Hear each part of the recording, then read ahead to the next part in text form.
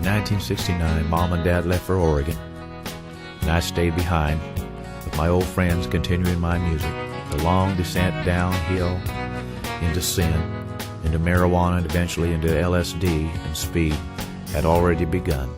Sin can never make you happy. It leaves you hollow, it leaves you dissatisfied, and even through that, all things were working together for good. And I was reaching the end of my tether, and I was searching for meaning in my life. We went back and forth a couple times, Karen and I, and tried to live at the old place with my old drug buddies, drinking buddies, and music pals in Chelan. But God had a plan, and it was to be down in Oregon, and so finally we ended up down there in about 1970 with our first daughter, Tanya.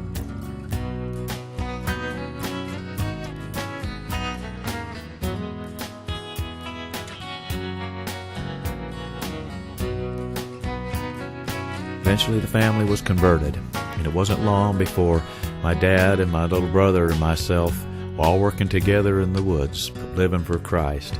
Boy, God had turned our lives upside down, and we talked about it because it was just the thing you wanted to talk about, you know. I remember we went on one job after several years had gone by, and we heard a story. They were talking about us and the other crummy, and they said, "Oh no, here comes the God Squad."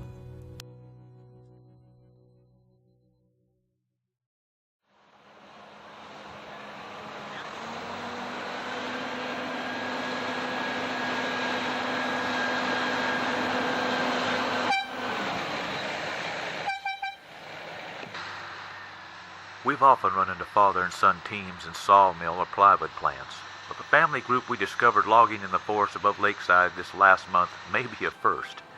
There, Chaser Wayne Blum works with his father, Steve, who runs the yarder. Down below in the thick coastal brush, head rigger and second son, Steve Jr., keeps the logs moving up to the landing.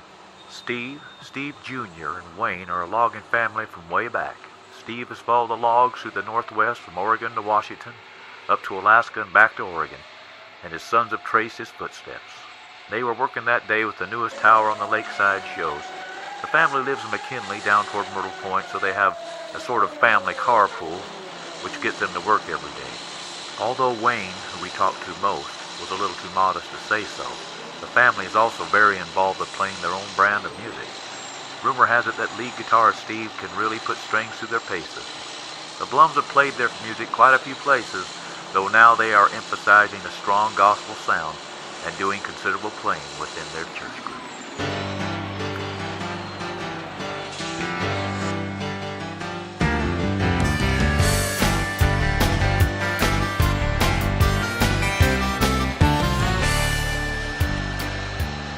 I'll never forget working in the woods. You're young, you're strong. I'll never forget the people we met there, the close calls we had. If you weren't running from a tree, it was from a rock or a root wad or something. But I'll never forget Dean Roberts and Dane Ingram and Virgil Bechtold and all the many, many people we work with. Just like in your life, there's a lot of people that you touch, and only glory will tell the whole story.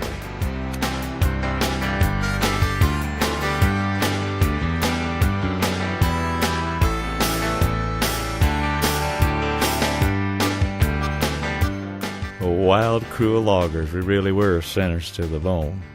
But when the fullness of time had come, about 1972 or 3, I was playing in a club, in a bar there in Coquille, a place called the Town Club. I found Christ. Actually, he found me. You know, God has a plan. He had a plan for our life, working through circumstances that seemed so unrelated, yet they were all connected and part of a grand mosaic of his idea, his plan. And just like Paul said, in the fullness of time he was born, well, the same thing is true about us, and it's true about you as well. God has a plan, and in the fullness of his time, you come to know him. The first place we played after we were saved, I think my brother and I were converted first, and Mom and Dad were saved shortly after that. It was just a whirlwind, all within the space of a few months, even weeks, I believe. The family was saved, and things turned, I should say, right side up. First place we played was a little church in Coquille, a little Baptist church, I think, with a fellow I'd met in the clubs. His name was Wes Skinner. But a great revival began to erupt. During that time, there were a lot of evangelists. The churches were wide open. People were hungry for God. You couldn't keep them chained down to any ceremony because they didn't know any. So many people were being saved, and they were just so much in love with God because of the freedom He gave, because of His acceptance. In spite of all of their sin and wickedness, He loved them.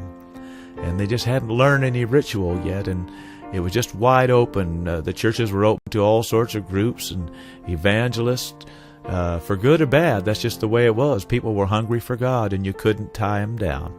While there were many that were evangelists and pastors that came around, and prophets and people with gifts of healing and gifts of speaking in tongues, and all sorts of wonderful things happened back then.